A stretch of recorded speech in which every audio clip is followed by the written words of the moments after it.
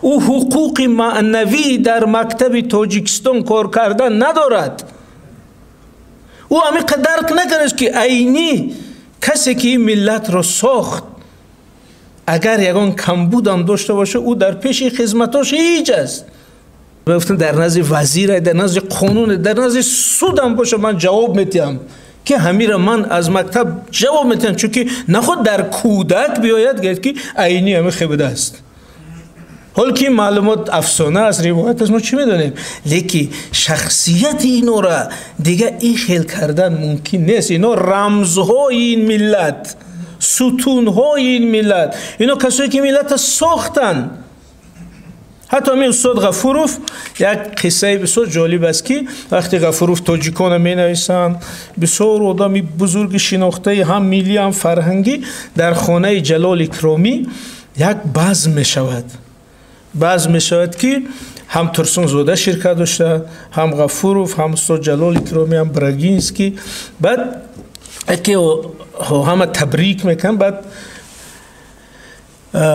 استاد اکرامی میگن که استاد غفوروف شما این قصال را برای دولت بدید، شما کتابی تاجیکان نوشتید، ما را صاحب شناسنامه کردید، من میخوام در این بزم شما را پدری ملت اعلان کنم.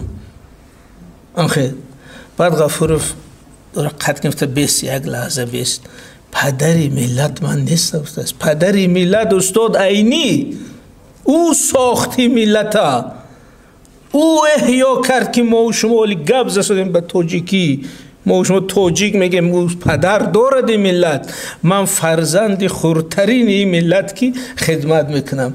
یعنی غفوروف حتی اجازه دادن که خودش پدر ملت گفت عینی هست. بنابراین آدمی ناخونده بیاد که عینی چنین بوده است، مثلا دو تینه اکنام کرده بوده است، همین را سبب کنه که شخصیت بزرگ ملی او را داغدار کنه در ذهن جوان، در تیک تاک، در فیسبوک، نمیدونم در کجا. این همین خودش جنایت ملی است. 8 سپتامبر سال 1997 با فرمان پرزیدنت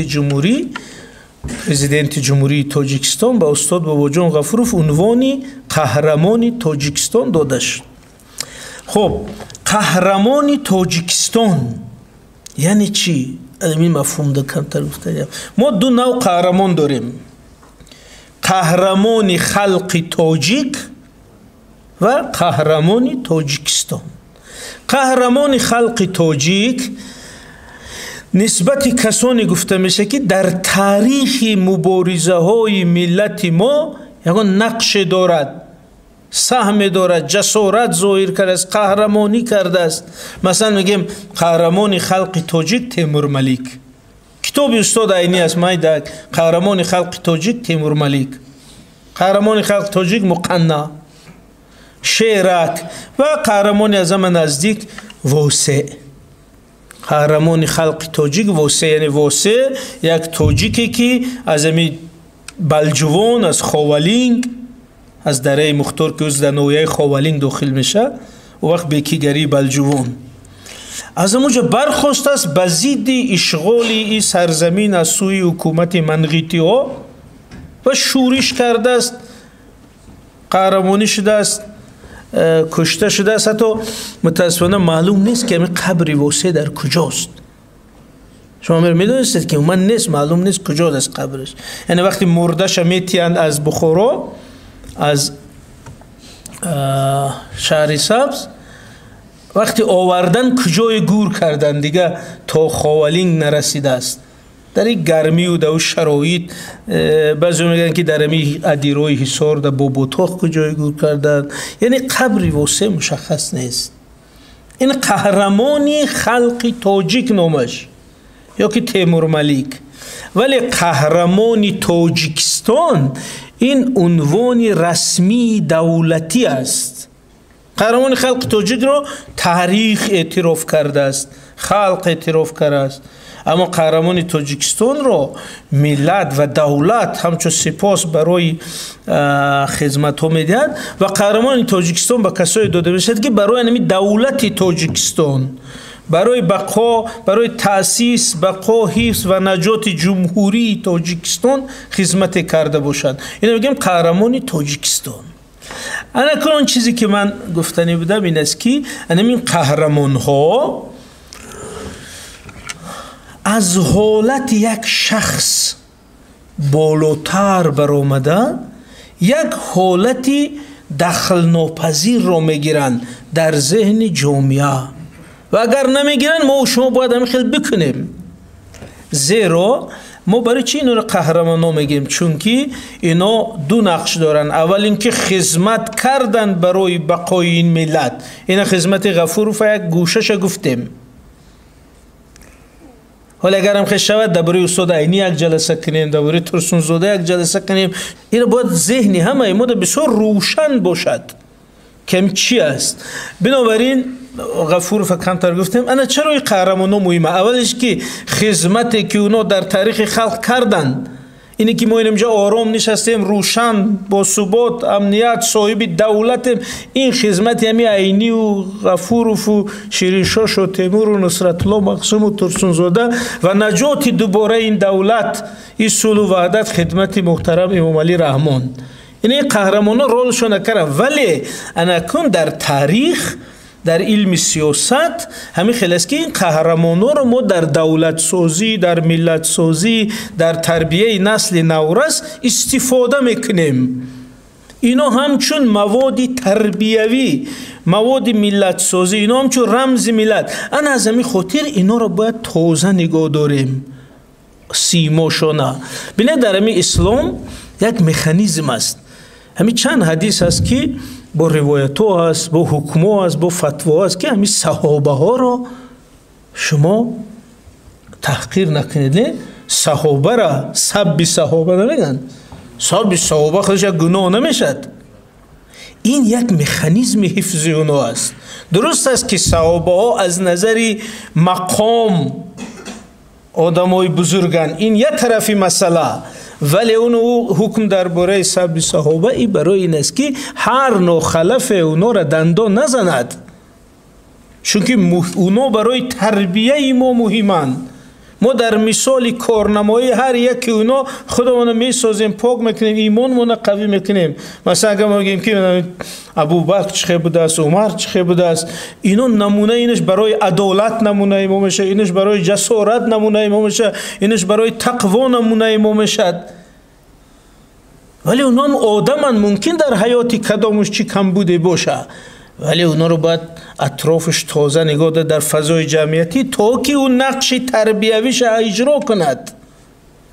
انا قهرمانان ما میخیلن. بنابراین عینی، غفورов، انا نصرت الله مقسوم، شیرین شاه تیمور، ترسون زاده، اینا از سطح یک آدم در ذهن ملت ما باید بالاتر ایستاده. ما نمیگیم اینا مقدسن یا مقدس شرعی اعتقادی، اینا سیمبل ها، رمزهای ملت ما، اینا رمزها، اینا پدرانی همین ملتن. بنابراین در وقت صحبت در نسبت اینا باید بعضی چیزایی که از کجای میشنویم اینا به زبان آورده، شخصیت اونا را خللدار کردن، این جنایت ملی هست. مثلا همی اخیراً یک برای چی رو میگم بحث برآمده است که همین پدر غفورov کی بود؟ دقیقاً ضربه دشمنانه نه تنها به غفورov، به تمامی یعنی هستی ملت ما. مثل این است که مثلا همون دشمنای اسلام ها میگن که این پدر عمر کی بود، مثلا این بحث که شخصیت خودش زیر بحث پناه شود، خدمت و بزرگیش زیر بحث مانه. شما بحث کنید که پدر او چی بود، حتی درباره پیامبر بحث میکنید که پدرش مسلمان بود یا نه. هم خیلی هست؟ این بحثی کسایی است که میخواد چهره او پیامبر رو، باز مثلا درباره خدا، ولی در همین فیسبوک هر روز یک بحث است که میگه که الله نام یکی از بتای مکه بوده است، اول بوده است. یعنی چرا خیلی بحثا میشه؟ وقتی میخوای مفهوم به ارزش کنی، میخوای مقدساتش، قداستش خللدار کنی، یگان چیز به او آلایش میتی.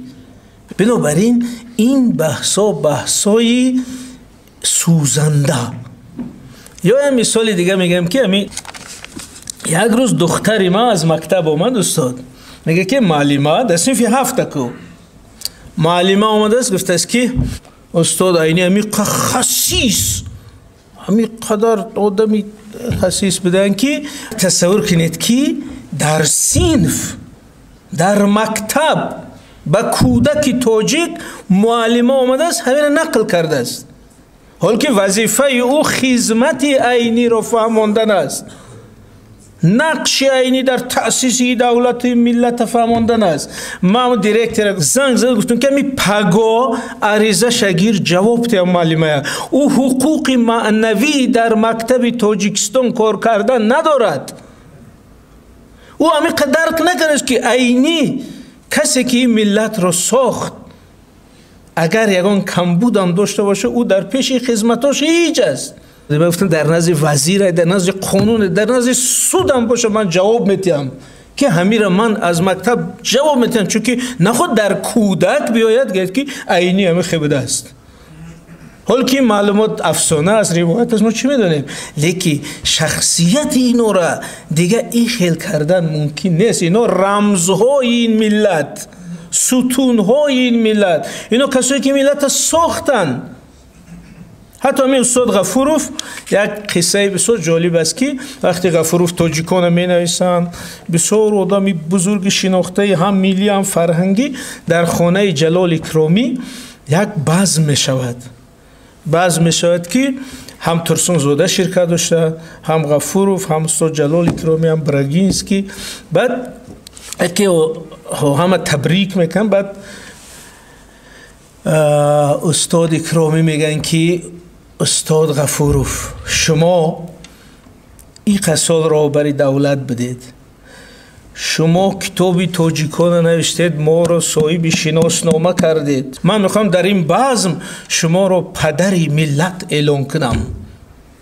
آخه بعد غفوروف قد گفته بیست، یک لحظه بیست، پدری ملت من نیست استاد، پدری ملت استاد عینی، او ساختی ملت، او احیا کرد که ما و شما ولی گبز شدیم به تاجیکی، ما و شما تاجیک میگیم او پدر دارد ملت، من فرزند خورترین این ملت که خدمت میکنم. یعنی غفوروف حتی اجازه دادن که خودش پدر ملت گفت عینی هست. بنابراین یک آدمی ناخوانده بیاد که عینی چنین بوده است، مثلا دو تینه اکنام کرده بوده است، همین را سبب کنه که شخصیت بزرگ ملی او را داغدار کنه در ذهن جوان، در تیک تاک، در فیسبوک، نمیدونم در کجا. این همین خودش جنایت ملی است. بنابراین من میخواستم میگم که ما نمیگیم اونا مقدسن، بلکه اونا مثل پدرها. اینا بینید یک مثال عادی که اگر همی پدر شما ناس کشد فرزند، شما هم فرزند شاید راضی نباشه، شما اینا در حکومت کار میکنه، امام میگه که همه خوب نه موسفید ناس میکشه، کنت خجالت ما. با وجود این همون مقام پدر اجازه نمیده شما برای در یگان جوگی همین پدر ما ناس کش است فلان فلان، چون شما میگه که هر چی است او پدر است. یعنی بین مقدسات، بین ارزش‌ها و بین بعضی المنت‌ها نمی تناسب داشتن بسیار مهم است، زیرا اگر این در گشاییم هر یکی ما یک کمبود داریم. انا بشرون مثلکم گفته بود پیامبر. یعنی این شخصیت ها باید هر چی در ذهن ما خیلی گرامی شود، چون که دیگه او به ما خلل نداره، فقط همین خدمتش مهم است، همین کارنامه‌اش مهم است، این رقیبی کسی نیست، این فقط خدمت میکنه.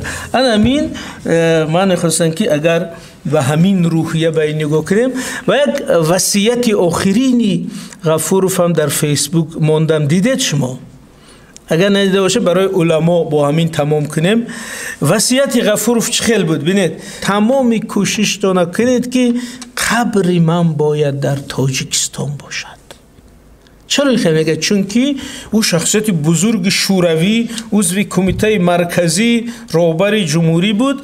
او را مثلا وقتی میمرد از روی همون سطح بلندش، این آزی است که بعضی بزرگای در قبرستان لوچوب میبرند، او را در دیوار کرمل گور میکردن، در پایه دیوار کرمل گور میکردن، می‌نوشتن که государственный деятель Бобоҷон Ғафуров як санги мармар меода дар девори Кремл. ана Ғафуров мега не ман намехоҳам, ман мехоҳам ки хоки ман дар Тоҷикистон бошад. пас чӣ мегем? чӣ гуна пайвасти эҳсосӣ бои ватан, бои миллат, бои хок доштааст. гуфтааст ки ман умри тоҷикон гуфтам, бояд хоки ман дар оғӯши тоҷикон бошад. ани васияти охирини Ғафуров. бинобар ин вақти дар бораи ё гап мезанем, ҷоҳои пурифтихорша бояд гӯем, то мардум дар атрофи андешаҳои ӯ ҷамъ шаванд ва миллат сохта шавад, миллат муттаҳид бошад. бинобар ин вақте ки паёмбар мурда буданд, баҳс шуд ки муҳаммад мурд чӣ кор кунем. ҳазрати абубакр чӣ гуфта буданд? гуфтанд ки муҳаммад рафт, вале ин китобаш роҳаш ҳаст. бинобар ин ози шахси Ғафуров аллакай шахс нест, вай ина Ғафуров ин китоб аст, ин андеша аст, ин миллатсозӣ аст, ин идея аст, ин шиносномаи миллат аст. бинобар ин ман мегӯям ки ӯ аллакай ҳолати дахлнопазир дорад. аз ҳамин назар эҳтироми ӯ эҳтироми миллат аст, таҳқири ӯ таҳқири миллат аст.